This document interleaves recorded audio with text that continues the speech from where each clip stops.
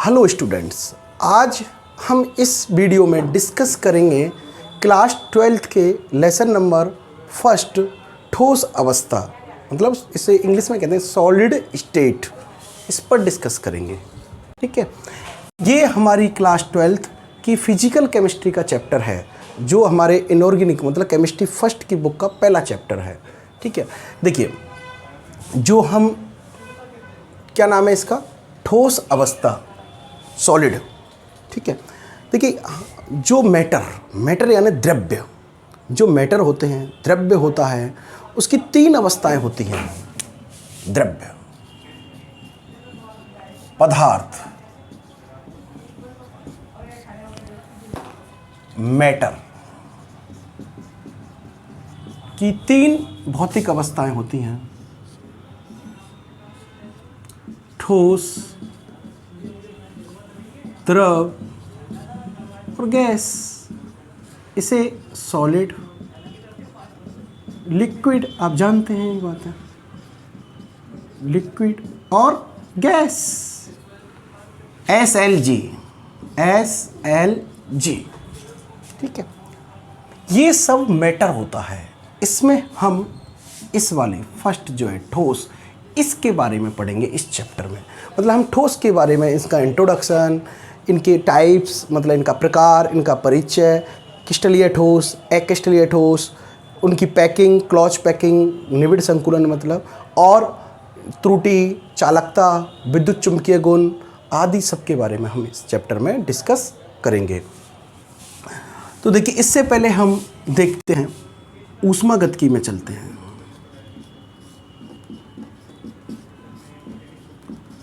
इसे कहते हैं थर्मोडायनेमिक्स।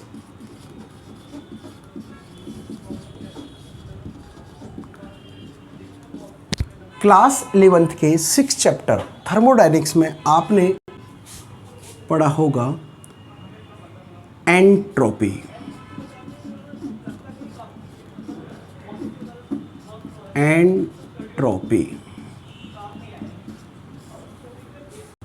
एंट्रोपी क्या है? एंट्रोपी क्या होता है? एक सिस्टम का मतलब कोई तंत्र, सिस्टम की अव्यवस्था की माप है,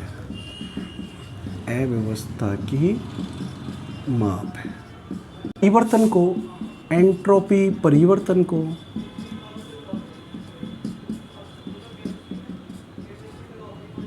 डेल्टा S से व्यक्त करते हैं।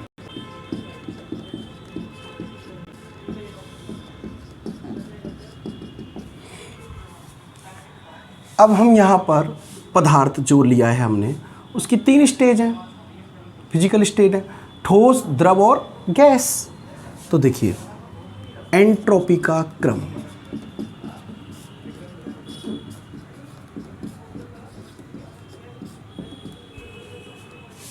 ठोस, द्रव और गैस, S, L और G। बिल्कुल सिंपल सी बात है। ठोस एक व्यवस्थित होता है। ठोस में अवयवी कण, जो उसके अंदर अणु, परमाणु या जो आयन्स होते हैं, वो एक निश्चित व्यवस्था में मतलब सुव्यवस्थित होते हैं, इसलिए उसमें कण पास रहते हैं। इनकी एक निश्चित व्यवस्था होती है, इसलिए ठोस में अव्यवस्था कम होती है, मतलब एंट्रोपी कम होती है। द्रव में थोड़े कण दूर होते हैं, द्रव में बहने का गुण होता है, इसलिए द्रव की एंट्रोपी थोड़ी ठोस से ज़्यादा होती है, अधिक होती है। गैस में कण दूर होते हैं, गैस में प्रवाह विसरण का गुण होता है। ठीक है, तो इसका मतलब इसमें एंट्रोपी बहुत अधिक होती है। तो ठोस की एंट्रोपी सबसे कम होती है, द्रव की एंट्रोपी और ज़्यादा होती है, गैस की एंट्रोपी और ज़्यादा होती है। और अपन यदि मिश्रण बना दें, जैसे मिश्रण की एंट्रोपी सर्वाधिक होती है। लेकिन यहाँ पर हम इस पर डिस्कस करेंगे। हम जो इस चैप्टर में डिस्कस करेंगे वो पदार्थ की ठोस अवस्था पर डिस्कस करेंगे। तो हम जो लेते हैं वो लेते हैं ठोस, सॉलिड,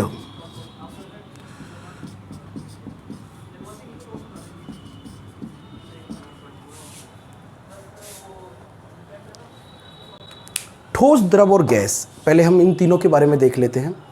देखिए ठोस, ठोस ये ठोस है, ठीक है। कोई भी ठोस एक निश्चित आकृति में होता है, उसका एक निश्चित आयतन होता है।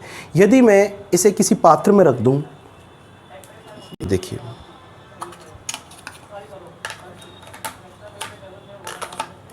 तो क्या इसका आकृति चेंज हुई है? क्या इसकी शेप चेंज हुई है? नहीं। क्या इसने पात्र का आयतन ग्रहण किया है? नहीं। तो इसका मतलब ठोस का आयतन निश्चित होता है, ये पात्र का आयतन ग्रहण नहीं करते हैं। अब अपन पानी की बात करें, जल की बात करें, किसी द्रव की बात करें, द्रव को हम यदि ग्लास में भर दें तो वो ग्लास का आयतन ग्रहण कर लेता है, बोतल में भर दें तो बोतल का आयतन ग्रहण कर लेता है, बोतल का आकार ग्रहण कर लेता है। इसका मतलब द्रव पात्र का आयतन ग्रहण कर लेता है, अर्थात उसकी आकृति निश्चित नहीं होती है। और गैस, हम गैस को जिस पात्र में भरते हैं या पात्र में रखते हैं वो उसी का आकार ग्रहण कर लेती है। इसका मतलब ठोस का आकार तो निश्चित होता है, लेकिन द्रव और गैस का आकार निश्चित नहीं होता है। ये बिल्कुल क्लियर, मतलब ठोस का आकार निश्चित होता है, इनकी ज्यामिति निश्चित होती है, ये पात्र का आयतन कभी भी ग्रहण नहीं करेंगे। जैसे नमक, नमक को हम किसी पात्र में रख दें, ड्राई नमक मतलब ठोस अवस्था नमक, तो इसका मतलब वो पात्र का आयतन ग्रहण नहीं करेगा। इसका मतलब कोई भी ठोस पात्र का आयतन ग्रहण नहीं करता है। अब हम आते हैं ठोस की क्या प्रॉपर्टीज है और ठोस क्या है, what means solid and its properties. ठीक है, तो देखिए बड़ी सरलता से देखते हैं हम। देखिए ठोस क्या है। ठोस में जो अवयवी कण हैं, ये अणु भी हो सकते हैं, ये परमाणु भी हो सकते हैं और ये आयन भी हो सकते हैं। जो अवयवी कण होते हैं उनके मध्य दूरी बहुत कम होती है, वे क्लोज्ड बॉन्ड द्वारा, मतलब एक बहुत ही प्रबल अंतराण्विक आकर्षण बल मतलब बंध द्वारा बंधे होते हैं।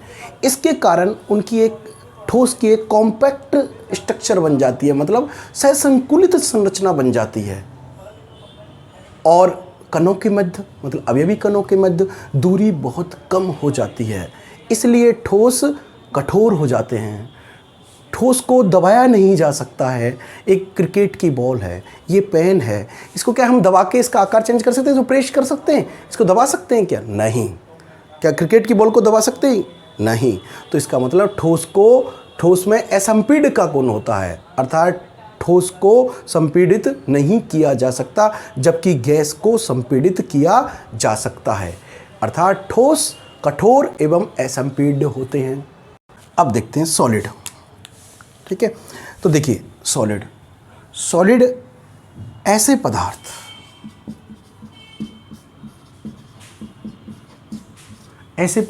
जिनमें अवयवी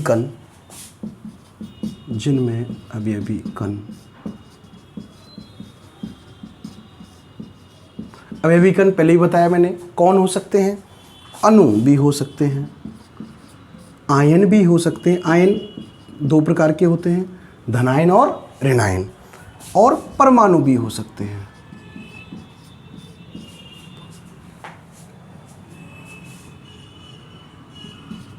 अवयवी कणों, ठीक है ना, ऐसे पदार्थ जिनमें अवयवी कणों मतलब अणु, परमाणु या आयनों के मध्य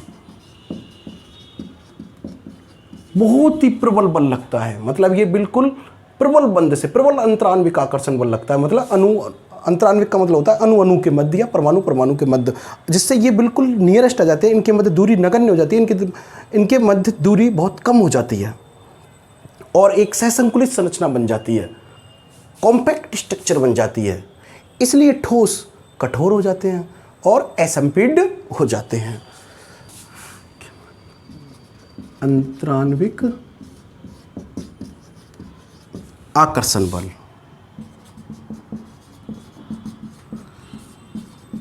बताया ना भी आपको, प्रबल होते हैं, जिससे क्लोज्ड पैक्ड स्ट्रक्चर, सहसंकुलित संरचना।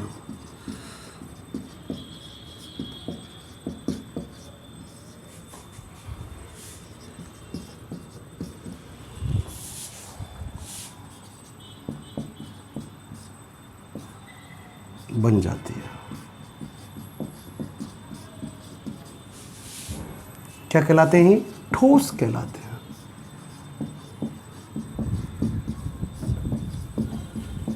इसका मतलब इसी कारण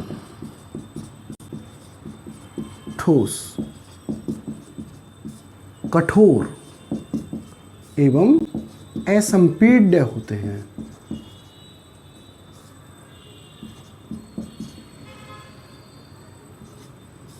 पीड होते हैं।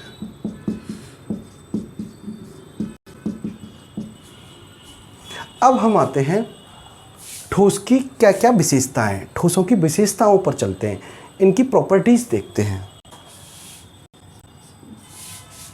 अब देखते हैं हम ठोसों की विशेषताएं। Properties of solid.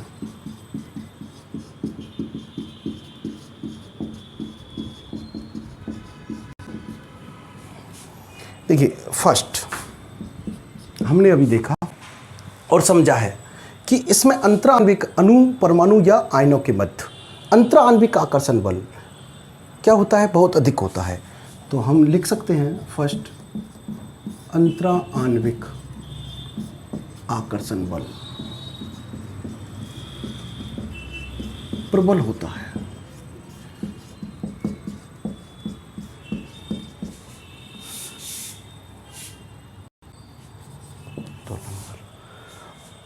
और क्या होता है? जब इसका मतलब जब ये आकर्षण बल प्रबल होगा तो कण पास पास आ जाएंगे, अभी भी कण पास पास आ जाएंगे। इसका मतलब कि मध्य अंतराण्विक दूरी, अणु परमाणु आयनों के मध्य जो दूरी होती है वो बहुत कम हो जाती है। ये द्रव से और गैसों से बहुत कम होती है।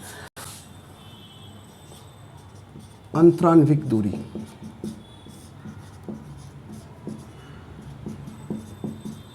का मान बहुत कम होता है। सबसे अधिक अंतराण्विक दूरी का मान गैसों में होता है।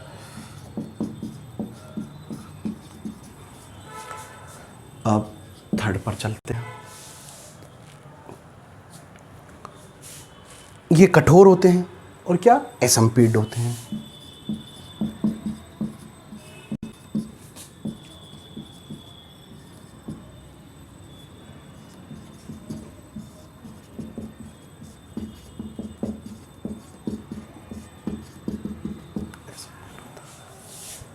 इनमें प्रवाह का गुण नहीं होता है, मतलब इसमें बहने का गुण नहीं होता है, जबकि द्रव और गैस में बहने का गुण होता है।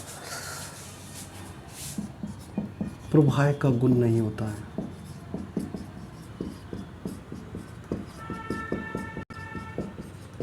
नहीं पाया जाता है।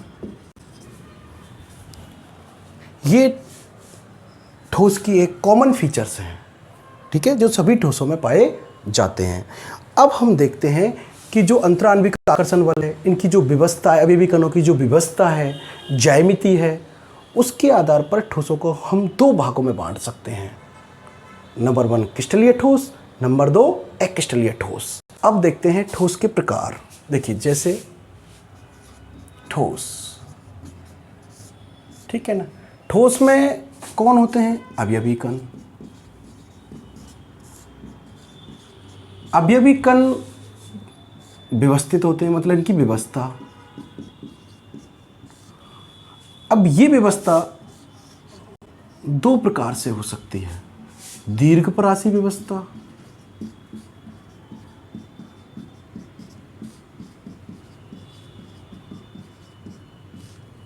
और एक होती है लघुपरासी व्यवस्था। एक निश्चित अंतराल के बाद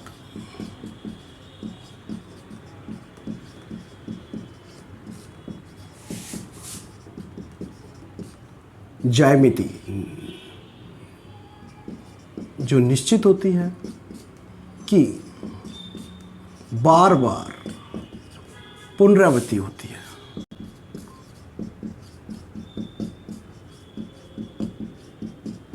मतलब ठोस में जब उसकी व्यवस्था, उसकी संरचना देखते हैं तो ज्यामिति जो बनती है, कभी भी कणों से एक निश्चित ज्यामिति बनती है, यूनिट सेल बनती है, वो संरचना या वो ज्यामिति दूर तक, मतलब बार बार एक निश्चित अंतराल के बाद बार बार हो जाती है, तो इसका मतलब उसे कहते हैं हम दीर्घपरासी व्यवस्था, लॉन्ग रेंज ऑर्डर।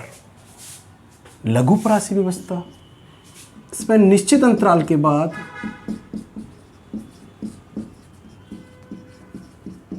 एक नियमित ज्यामिति की पुनरावृत्ति नहीं होती है। निश्चित अंतराल के बाद नियमित या निश्चित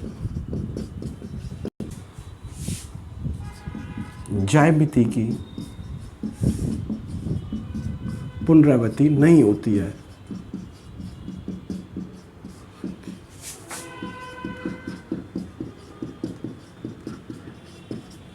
पहली बात कि अवयवी कण एक निश्चित ज्यामिति बनाते ही नहीं है, और बनाते हैं तो उसकी बार बार एक निश्चित अंतराल के बाद पुनरावृत्ति नहीं होती है। जैसे एक अपन देखते हैं ईंट की दीवार।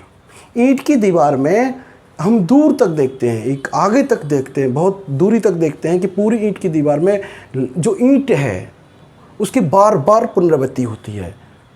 तो एक व्यवस्थित व्यवस्था हो गई वो।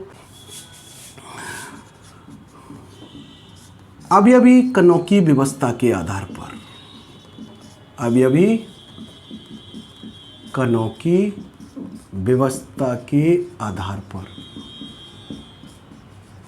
ठोसों को मुख्यतः दो प्रकारों में बांटते हैं। आधार पर ठोस दो प्रकार के हो गए।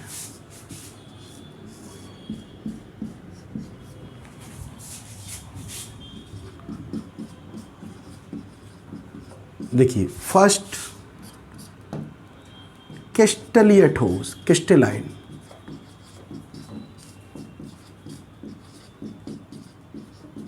और सेकंड एक्रिस्टलीय ठोस।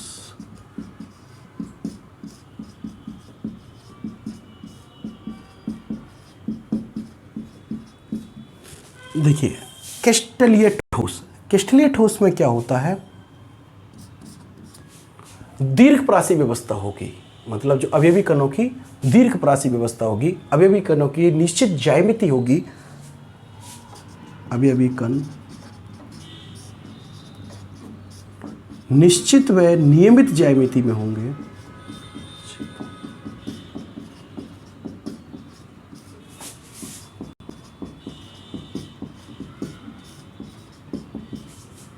व्यवस्थित होते हैं, और उसकी निश्चित अंतराल के बाद बार बार क्या होगी, पुनरावृत्ति, अर्थात अवयवी कणों की दीर्घपरासी व्यवस्था होगी।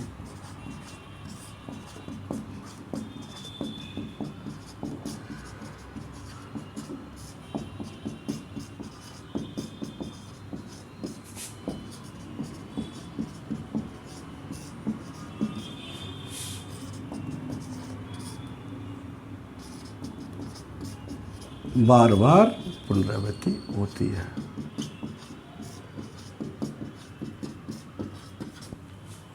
तो ये हो गए आपके क्रिस्टलीय ठोस, मतलब इनकी निश्चित व नियमित ज्यामिति होती है। अब आता है एक्रिस्टलीय ठोस। इसमें अवयवी कणों की निश्चित व नियमित ज्यामिति नहीं होगी, पुनरावृत्ति होती है, अर्थात अवयवी कणों की कौन सी व्यवस्था होती है, दीर्घपरासी व्यवस्था। अवयवी कणों की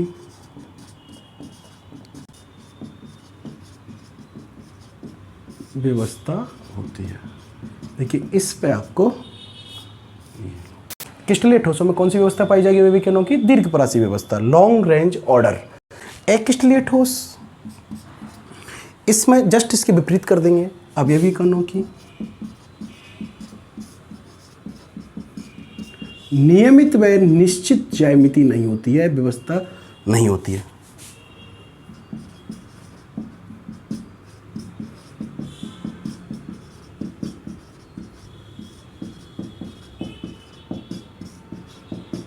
ज्यामिति व्यवस्था नहीं होती है। इसका मतलब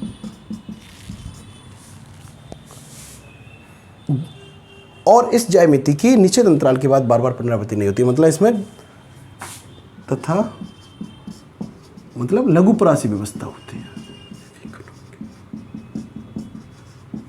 इसे लघुपरासी, शॉर्ट रेंज ऑर्डर व्यवस्था कहते हैं।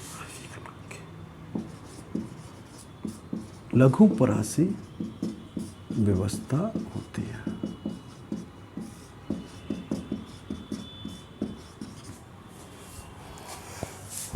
अब आते हैं हम दोनों में डिफर पढ़ेंगे जो इम्पोर्टेंट है। दो मतलब अपने को 4 डिफर तो जरूर पता होना चाहिए। क्रिस्टलीय ठोस व अक्रिस्टलीय ठोसों में अंतर। अब पढ़ेंगे इनमें अंतर, ये आपको जरूर पता होना चाहिए, ठीक है ना। अब देखिए हम फर्स्ट में देखते हैं। फर्स्ट इधर क्रिस्टलीय ठोस का देखेंगे, इधर अक्रिस्टलीय ठोस का देखेंगे। जैसा आपने अभी पढ़ा है, देखिए क्या डेफिनेशन थी, क्या देख रहे हैं आप इसमें। अवयवी कण निश्चित व नियमित ज्यामिति में व्यवस्थित होते हैं और इसकी कौन सी व्यवस्था है, दीर्घपरासी व्यवस्था। इसका मतलब इसमें अवयवी कणों की दीर्घपरासी व्यवस्था होती है। इसमें क्या देख रहे हैं आप, अवयवी कणों की नियमित व निश्चित ज्यामिति व्यवस्था नहीं होती है, मतलब उनको और इस ज्यामिति की बार बार पुनरावृत्ति नहीं होती है। इसका मतलब इनकी लघुपरासी व्यवस्था होती है। तो देखिए एक फर्स्ट इसी में से, जैसे निश्चित व नियमित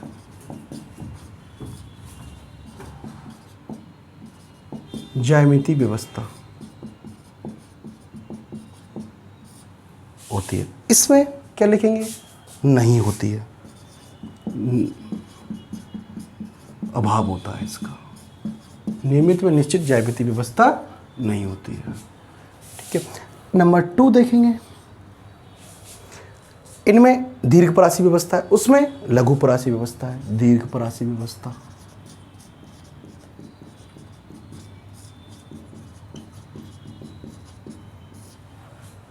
इसमें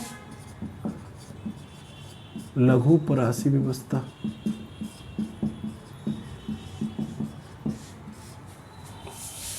थर्ड नंबर देखेंगे, इनका गलनांक निश्चित होता है, मतलब निश्चित ताप पर द्रव्य बदलते हैं।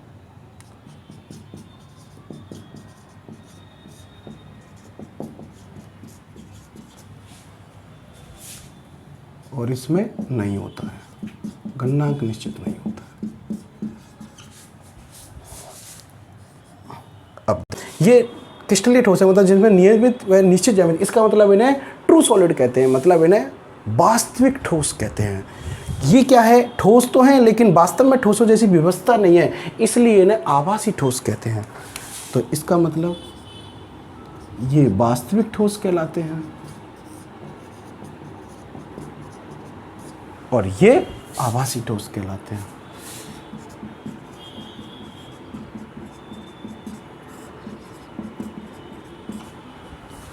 अब देखिए नेक्स्ट, इनका गलनांक क्या है, निश्चित है। इसका मतलब एक निश्चित ताप के एक निश्चित बिंदु पर ये ठोस द्रव में बदलते हैं।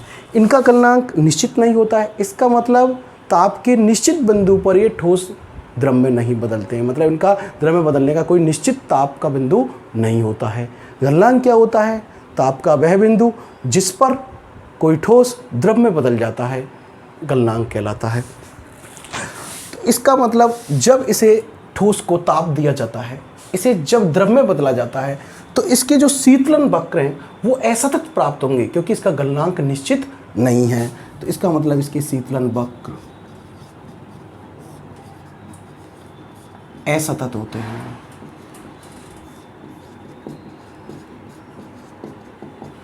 इसमें इनका गलनांक निश्चित नहीं होता है, अतः इनके जो शीतलन वक्र हैं वो असतत की जगह सतत प्राप्त होंगे, सतत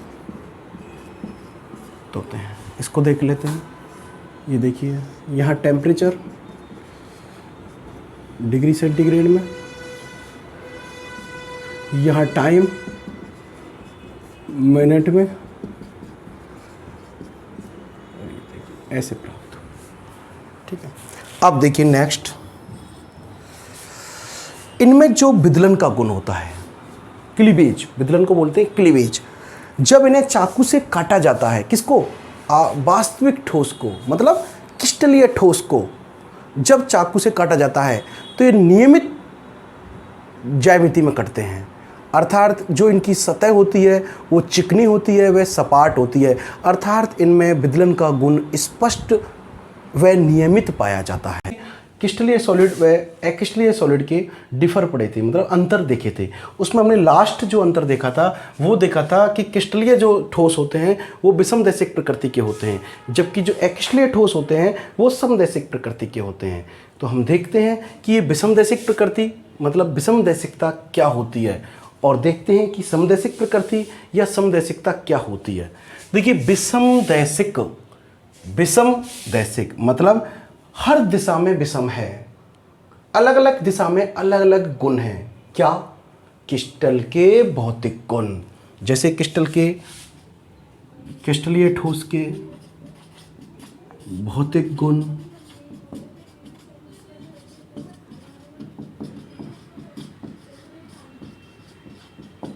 जैसे क्या हो सकते हैं? अपवर्तनांक,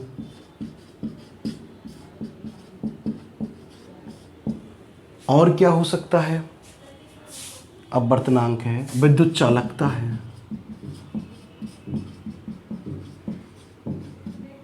और क्या हो सकता है? विद्युत प्रतिरोधकता है,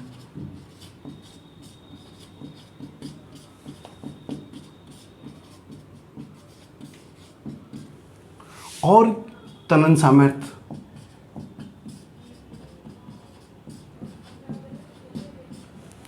आदि। ये सब जो भौतिक गुण हैं वो आदि सभी गुण क्रिस्टल में अलग अलग दिशा में मतलब भिन्न भिन्न दिशा में भिन्न भिन्न होते हैं, दिशा में भिन्न भिन्न होते हैं। इसका नाम दिया गया है विषमदैशिक प्रकृति, तथा इस जो गुण है इसे कहते हैं हम विषमदैशिकता, एनआइसोट्रॉपी। इसका कारण क्या है? विषमदैशिकता का कारण क्या है?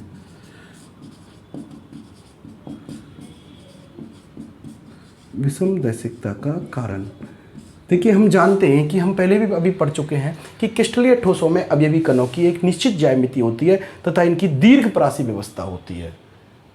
ठीक है, जिसके कारण क्या होता है कि इनमें विषमदैशिक प्रकृति का गुण पाया जाता है। अब देखो विषमदैशिकता का कारण क्या है। हमने अभी पढ़ा है कि क्रिस्टलीय ठोसों में अवयवी कण होते हैं, उनकी निश्चित व नियमित ज्यामिति होती है, मतलब इनकी निश्चित व नियमित ज्यामिति होती है, और यह ज्यामिति एक निश्चित अंतराल के बाद बार बार क्रिस्टल में पुनरावृत्ति होती है। इस ऐसे ऑर्डर को, ऐसी व्यवस्था को हम दीर्घपरासी व्यवस्था कहते हैं। ज्यामिति पहली बात। दूसरी बात क्या? दीर्घपरासी व्यवस्था। इस कारण क्रिस्टल में मतलब वास्तविक ठोसों में, क्रिस्टलीय ठोसों में जो भौतिक गुण हैं इनके वो अलग अलग दिशाओं में अलग अलग प्राप्त होते हैं। अब देखते हैं समदैशिकता, समदैशिक प्रकृति व समदैशिकता।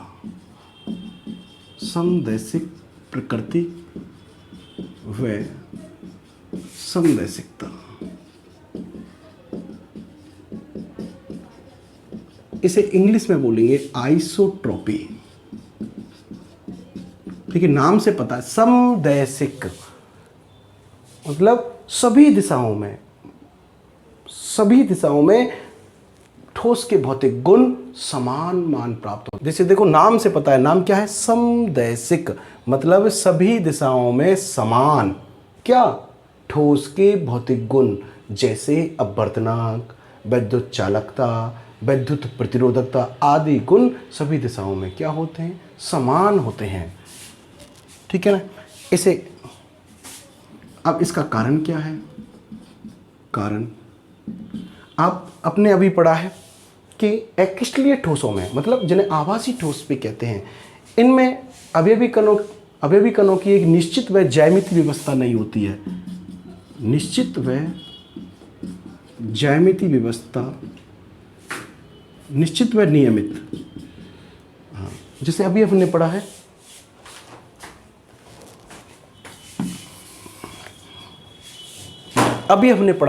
हाँ, जैसे अभी हमने पढ़ा है अक्रिस्टलीय ठोसों में अवयवी कणों की निश्चित व ज्यामितीय व्यवस्था नहीं होती है।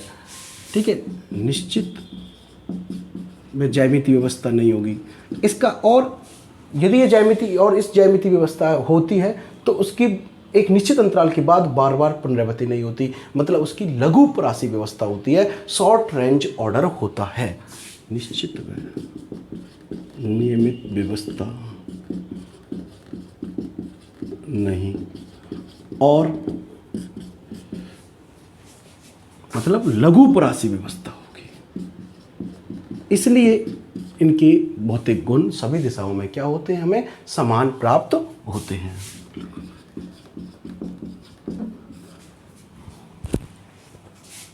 अब देखिए, इस जो पूरे लेक्चर में हमने सॉलिड के इंट्रोडक्शन, सॉलिड का इंट्रोडक्शन और उनके एक अवयवी कणों की व्यवस्था के आधार पर उनके प्रकार और क्रिस्टलीय ठोस व अक्रिस्टलीय ठोसों में क्या अंतर है, उसके बाद उसकी समदैशिकता और विषमदैशिकता क्या है, ये सब हमने इस वीडियो में समझा है। अब हम क्रिस्टलीय व अक्रिस्टलीय ठोसों के एग्जाम्पल उदाहरण ले लेते हैं। क्रिस्टलीय ठोस के एग्जाम्पल उदाहरण,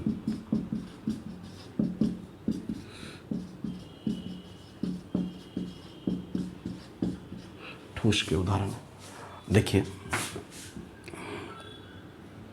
कोई भी आयनिक क्रिस्टल जैसे NaCl लवण, NaCl, KCl, KNO3, I2 solid,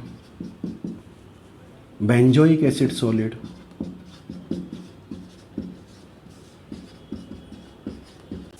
हाँ देखिए, धातु क्रिस्टल, हीरा, graphite, silicon carbide, aluminium nitride आदि, ये सब क्रिस्टलीय ठोस है। अब देखिए, हम देखते हैं अक्रिस्टलीय ठोस के उदाहरण।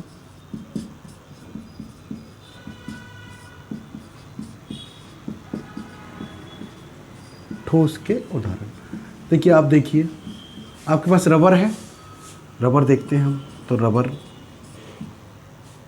पीवीसी, पॉलीवाइनिल क्लोराइड, पीवीसी के पाइप, पीवीसी के जो अपनी लाइट की डोरियां, इनके ऊपर जो आता है पीवीसी, मतलब संश्लेषित बहुलक कह सकते हैं इन्हें, टेरिलीन, पॉलिस्टर का धागा, नाइलॉन आदि, सब ये आभासी ठोस है। कांच आदि। अब देखिए, हम जो डिस्कस करेंगे कांच पर करेंगे।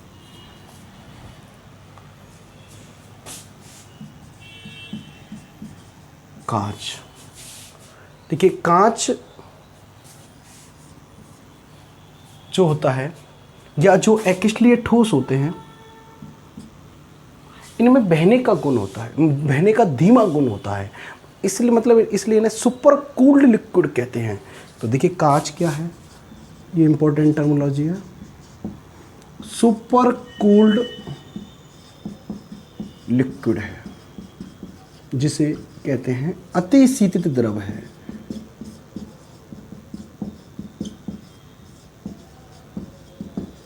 क्योंकि कांच में बहने का गुण होता है लेकिन बहुत ही धीमा होता है। आपने देखा होगा कि जो पुरानी इमारत हैं, उनकी खिड़कियों के जो कांच हैं, वो नीचे की तरफ से, नीचे की ओर उनकी थिकनिंग थोड़ी बढ़ जाती है। इसका मतलब उनमें प्रवाह का गुण होता है, वो धीमा होता है। इसका मतलब ये कांच एक अतिशीतित द्रव है। ये बहुत ही इंपॉर्टेंट क्वेश्चन है कि कांच एक अतिशीतित द्रव है, समझाइए। ठीक है, 1 मार्क्स में आता है बोर्ड में। अब देखिए, पुरानी इमारतों का जो कांच है उसमें दूधियापन आ जाता है, दूधियापन आना। इसका क्या कारण है? कांच में कुछ क्रिस्टलीय गुण होते हैं जिसके कारण पुरानी इमारतों के कांच या पुराने कांच में दूधियापन आ जाता है। ठीक है, अब हम नेक्स्ट वीडियो में डिस्कस करेंगे क्रिस्टलीय ठोसों का वर्गीकरण, क्लासिफिकेशन ऑफ रियल सॉलिड और ट्रू सॉलिड और क्रिस्टलाइन।